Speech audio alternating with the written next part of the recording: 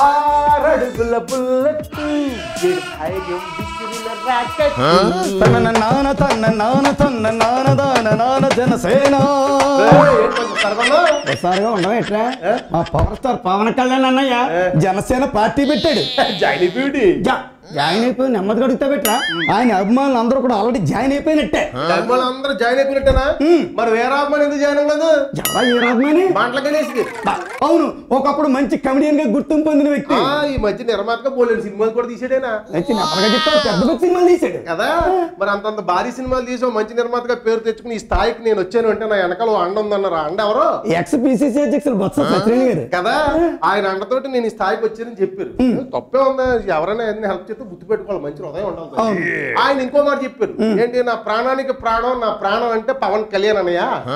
అన్నయ్య అంటే ఒక వ్యసనం, ఒకసారి మనం టచ్ చేసామంటే జీవితంలో అతను ఎప్పుడు మనం వదులుకోలేమని చెప్పాడు. నాకు ఎందుకు చెప్తున్నారు ఇప్పుడు? ఈయన ఇంకో స్టేట్మెంట్ ఇచ్చాడు. అదేంటంటే ఓ రోజు నా అబ్బాయి వచ్చి నాన్న నిజాయితీ అంటే ఏంటి అని అడిగాడట. రారని చెప్పి సీటుని తీసుకెళ్లి ఇంట్లో తీసుకెళ్లి పవన్ కళ్యాణ్ అన్న నిలువెత్తి ఫోటో చూపించి నిజాయితీ అంటే ఇదే రా, పవన్ కళ్యాణ్ అన్నయ్య అంటేనే నిజాయితీ, నిజాయితీ అంటే పవన్ కళ్యాణ్. పిల్లడికి గొప్ప మాట చెప్పాడు కదా అనుకున్నాను నేను. అయితే ఇప్పుడు పవన్ కళ్యాణ్ అనే జనసేన పార్టీ పెట్టాడు కదా. మరి పార్టీ పెట్టినాడు, పార్టీలో జాయిన్ అవ్వాలి కదా గణేష్. సరే జాయిన్ అయ్యారా లేదా అనే విషయం పక్కన పెడితే ఇంకో పార్టీలో జాయిన్ అవ్వకూడదు కదా. కాకపోతే ఇప్పుడు నాకు తెలిసిన మ్యాటర్ ఏంటంటే, ఇప్పుడు మహబూబ్ నగర్ నియోజకవర్గంలో కాంగ్రెస్ పార్టీలో మన గణేష్ అన్న జాయిన్ అయ్యి కాంగ్రెస్ పార్టీ నుంచి పోటీ చేసి గెలిచి దూసుకుపోవాలని చెప్పి ప్లానింగ్ చేస్తున్నారంట కాంగ్రెస్ పార్టీలో తీసి. మరి ఇది ఏంటి అని తీవ్రంగా ఆలోచిస్తున్నాను. నువ్వేమో అభిమానులు అందరూ పవన్ కళ్యాణ్ అనే పార్టీలో ఉన్నారని చెప్తున్నావు. అంటే ఇప్పుడు గణేష్ గారు వాళ్ళ అబ్బాయికి నిజాయితీ అంటే పవన్ కళ్యాణ్ అని చెప్పిన మాటల్లో నిజాయితీ ఉంటుందంట.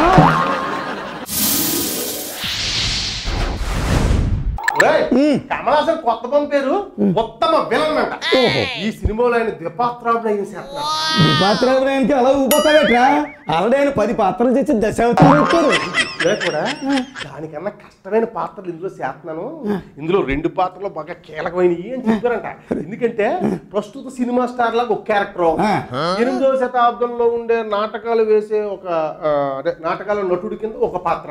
ఈ 2 చాలా కీలకమైనవి, 2 వేరియేషన్ చూపించి చాలా కష్టతరమైనవి. అలాంటి పాత్రలు నేను చేస్తున్నాను అని చెప్పి కమల్ హాసన్ గారు.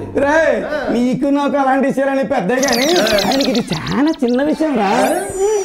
విషయం తెలుసా, ఇందులో హీరోయిన్ కింద పూజా కుమార్, ఆండ్రియా చేస్తున్నారంట. ఇప్పుడు ఇంకో విషయం, ఇప్పుడు కమల్ హాసన్ గారు గురువులుగా భావించే దర్శకులు మన కె విశ్వనాథ్ గారు, మరో దర్శకుడు బాలచంద్ర గారు కూడా ఈ సినిమాలో నటిస్తున్నారంట. అయితే మోత్కిస్తుండేమో, గురువుల ముందు ఎవరైనా మోత్కిసి పెట్టుకుంటారండి.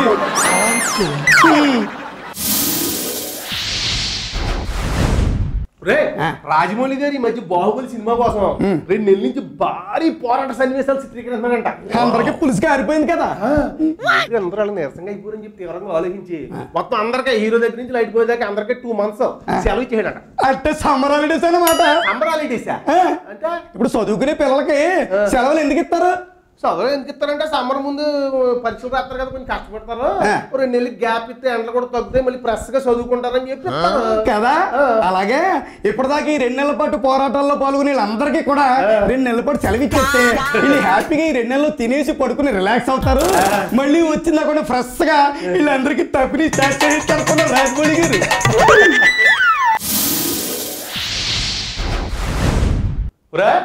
మన దీపికా పదుకునే రణబీర్ సింగ్ తో ఎఫ్ఐఆర్ నడుపుతుంది కదా.